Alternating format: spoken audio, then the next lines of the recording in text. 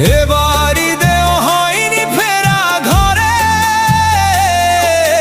প্রিয়জন ছাড়া ঈদ কাটে মোর একলা অচিনপুরে। নিঃসঙ্গতা কুরে কুরে খায় তবুও মুখে হাসি, আমি যে প্রবাসী, আমি যে প্রবাসী।